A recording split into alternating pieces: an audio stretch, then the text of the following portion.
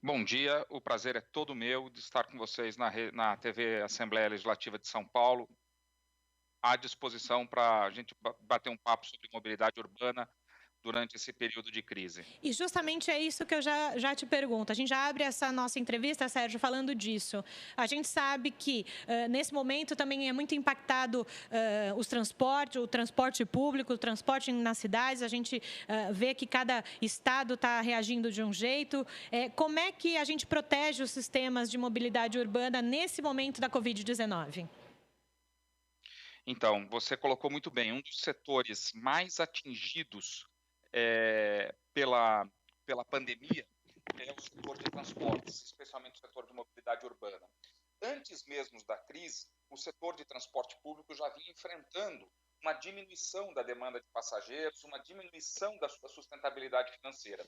Essa crise exacerbou essa dificuldade de sustentação do transporte público. E o transporte público ele é estratégico. Aliás, durante essa crise, ele está se revelando como essencial, não só para os seus usuários, mas para toda a sociedade. Profissionais de saúde, profissionais dos restaurantes, profissionais dos serviços de segurança, dos serviços essenciais, conseguem acessar o trabalho e prover a cidade dos serviços essenciais graças ao transporte público. Então, o transporte público, a primeira coisa que a gente precisa fazer é entender que ele não beneficia só os seus usuários, ele beneficia todo o conjunto da sociedade. E é preciso, nesse momento, em que os custos são elevados, porque nós temos custos fixos na operação do transporte público, mas a demanda caiu brutalmente, nós precisamos ter uma coordenação de esforços entre os governos locais, regionais e o governo nacional para apoiar o transporte público, para manter a sua capacidade operacional, para que ele Uhum. continue trabalhando durante a crise e para que depois da crise ele possa retomar toda a sua capacidade operacional e possamos até redesenhar um transporte mais eficiente com mais qualidade.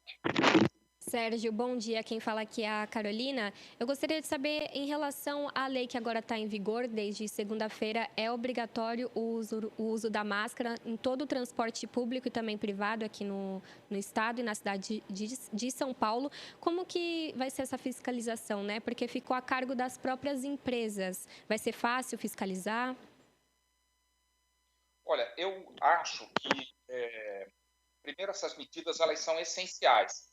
Nesse momento da crise, do isolamento social, o transporte público precisa estar completamente à disposição das autoridades de saúde e atender todas as suas recomendações. Então, o uso da máscara se tornou uma necessidade, uma imposição para a proteção das pessoas, para proteger a si próprio e proteger os demais, e é natural que no transporte público a gente tenha a obrigatoriedade do uso. Eu tenho a impressão que não vai haver dificuldade de fiscalização. Eu tenho observado, as pessoas estão aderindo ao uso da máscara porque, evidentemente, tem um instinto de própria preservação da sua saúde, mas também porque sabem que esse é um mecanismo eficiente de proteger os demais. Uhum.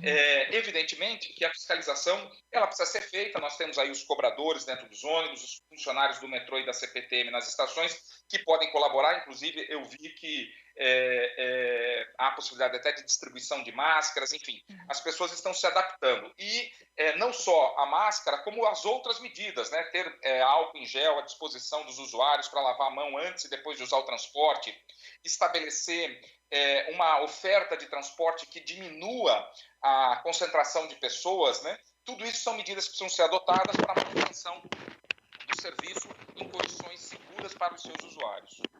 E, Sérgio, a gente sabe que é importante nesse momento, você mesmo falou, né, do que vai se redesenhar depois da crise aí, o sistema de transporte público, não só aqui em São Paulo, mas em todo o Brasil. A gente sabe também que é preciso ter as políticas públicas aí para a mobilidade urbana, né? Nesse momento, com o seu conhecimento todo na área, qual que é o momento que a gente vive disso, o que se precisa fazer, o que essa crise vai ensinar também para os gestores? Olha, essa crise, em primeiro lugar, como eu disse na minha primeira fala, mostra a essencialidade e o quanto o transporte público é estratégico. Nós temos, nesse momento, uma grande dificuldade de financiamento da operação do transporte público. Então, medidas precisam ser tomadas pelas autoridades públicas numa coordenação de esforços nos 3 níveis de governo para que os programas de estímulo à economia ponham a mobilidade urbana num nível elevadíssimo de prioridade. A mobilidade urbana gera emprego, limpa as cidades da poluição, diminui os acidentes de trânsito, diminui os engarrafamentos, ou seja, ela só traz benefícios para toda a sociedade. Portanto, todo plano de estímulo à economia deve considerar a mobilidade urbana. Segundo, este é um bom momento para a gente redesenhar o transporte público.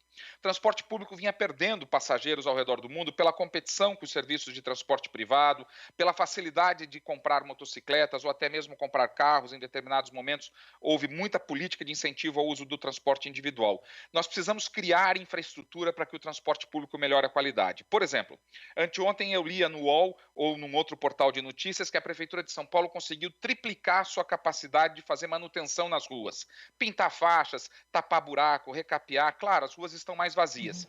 Olha que bela oportunidade para ampliar o número de faixas exclusivas de ônibus, que é uma medida barata, de rápida implantação e que resulta num sistema de transporte mais rápido e mais confiável. O ônibus não para nos engarrafamentos. Ou também implantar ciclovias, que é uma medida fundamental. O governo da França acaba de anunciar um programa de estímulo à bicicleta depois do isolamento social. Eles vão investir milhões de euros para implantar ciclovias e vão remunerar quem decidir ir para o trabalho de bicicleta. O governo vai subsidiar.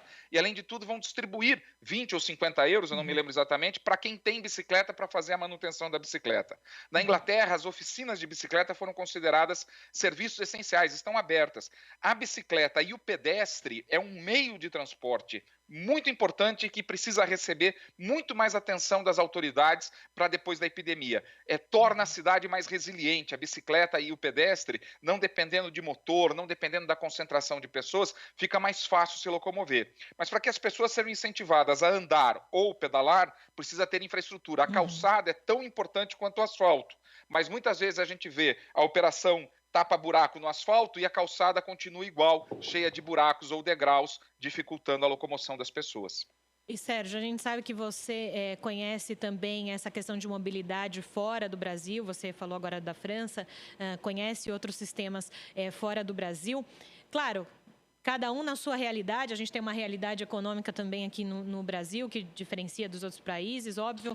Mas o que a gente tem de práticas importantes de mobilidade? A gente está falando de São Paulo, capital, que eu acho que o grande problema é a mobilidade aqui, de como ir e vir, né? De um jeito decente, né, para todo mundo. Eu queria que você falasse, então, para a gente do que tem de práticas fora do Brasil, que talvez em algum momento se consiga trazer para o Brasil, não só para São Paulo, mas para outros estados. Sem dúvida. Essa prática, por exemplo, de implantação, de melhorar a estrutura do que a gente chama de mobilidade ativa, a imensa maioria das viagens de carro nas grandes cidades, e São Paulo está incluída, é uma distância inferior a 5 quilômetros. Uma distância que poderia ser feita facilmente caminhando ou de bicicleta. As pessoas não fazem porque não são convidadas.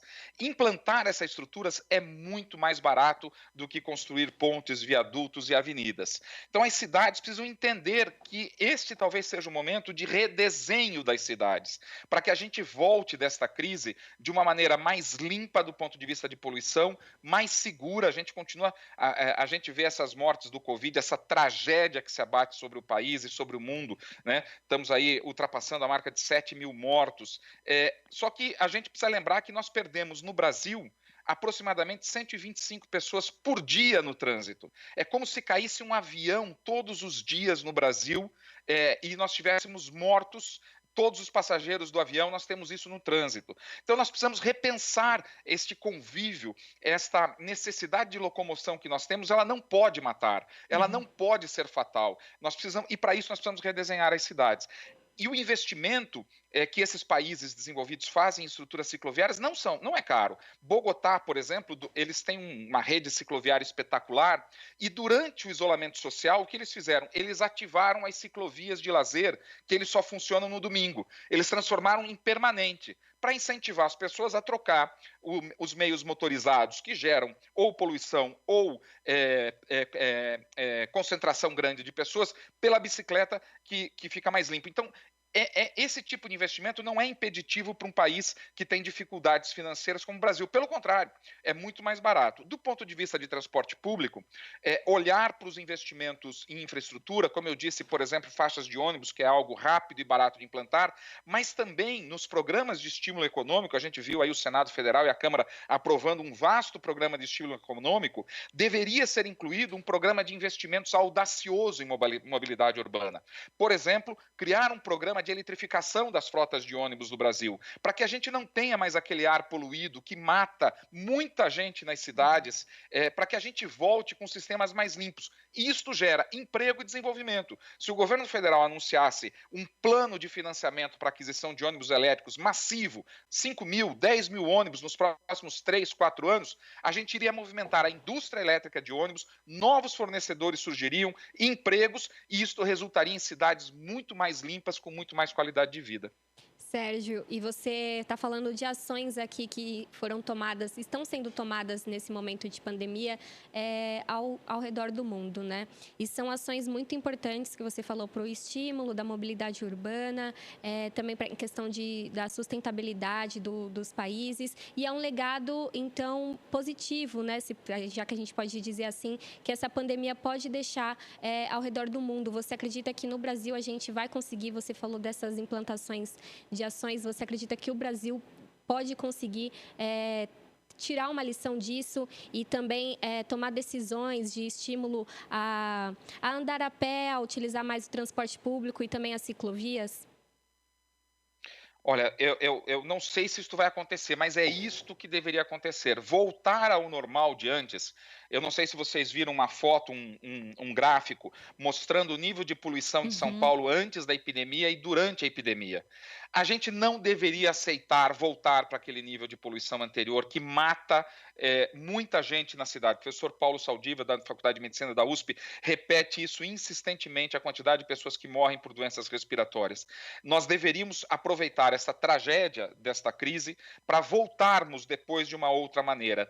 E acho que isso depende de uma coordenação de esforços.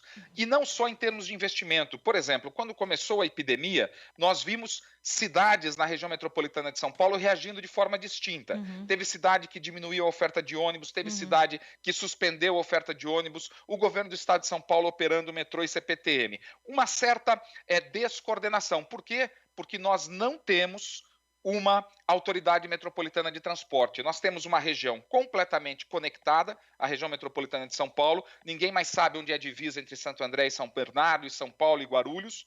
Todo mundo vive absolutamente na mesma zona urbana, na mesma região urbana, mas nós temos 39 prefeitos, 39 secretários de mobilidade, mais o governo do estado, cada um planejando e operando as suas linhas de forma independente. Eu costumo dizer assim, se você mora em Guarulhos, no bairro dos Pimentas, quer ir para o centro de Guarulhos, você tem que ter um cartão e pagar uma tarifa. Chegando lá, para São Paulo, você tem que ter o segundo cartão e pagar a segunda tarifa. Chegando em São Paulo, você quer pegar um ônibus para ir para outro bairro, você tem que ter um terceiro cartão e outra tarifa. É muito caro e muito difícil, porque nós não temos uma autoridade metropolitana que faça a gestão unificada do transporte. Esse é outro elemento que não custa nada fazer, é só vontade política e reduziria os custos de operação de transporte, melhoraria a qualidade e atrairia muito mais passageiros. Sérgio, você estava falando dessa questão, talvez de afinar, né, não só discurso, mas afinar o como se fazer, né? É o que você falou, a gente sabe onde termina, onde começa uma cidade e outra. Você que já cuidou dessa malha ferroviária aqui em São Paulo, sabe das dificuldades, e me parece que esse é um momento também de se pensar a longo prazo, né? Sem dúvida. A autoridade metropolitana, por exemplo, é algo que mudaria completamente a gestão do transporte no curto, médio e longo prazo. Nós teríamos uma tarifa, um meio de pagamento único, uma tarifa mais racional. Esses dias o secretário Alexandre Baldi me contava da quantidade de tarifas que a MTU tem, são milhares de diferentes tarifas, e há uma falta de coordenação e, pior, há uma competição. Quando eu era presidente da CPTM e do metrô, eu lembrava de observar linhas de ônibus, ao invés de cooperarem com as linhas de trens, ali alimentarem as linhas de trem, elas competiam. Ou seja, o governo do estado faz lá o investimento, compra trem, moderniza a estação, moderniza o sistema de trens, e aí alguma prefeitura do lado coloca uma linha de ônibus para competir com o trem. Olha a ineficiência, olha a falta de coordenação, o aumento de custo, porque falta, de fato, uma gestão metropolitana. Então, o que eu penso, para resumir um pouco, nesse momento, manter os serviços de transporte para alimentar os serviços essenciais, atender às requisições das autoridades de saúde, com o uso da máscara, o álcool em gel, estações de desinfecção, enfim, todas essas ações que protegem as pessoas. Quando a gente começar a recuperar as atividades, e agora, suporte financeiro dos governos para que o sistema não entre em colapso, seria péssimo se a gente visse operadores de ônibus entrando em falência, a gente perder a capacidade operacional, esse espaço será ocupado por vans, por transporte informal, que é muito ruim, e depois a gente redesenhar o transporte para que ele seja mais amigável, mais eficiente, mais limpo, mais verde, e as cidades possam ser cidades muito mais limpas, despoluídas e com mais qualidade de vida.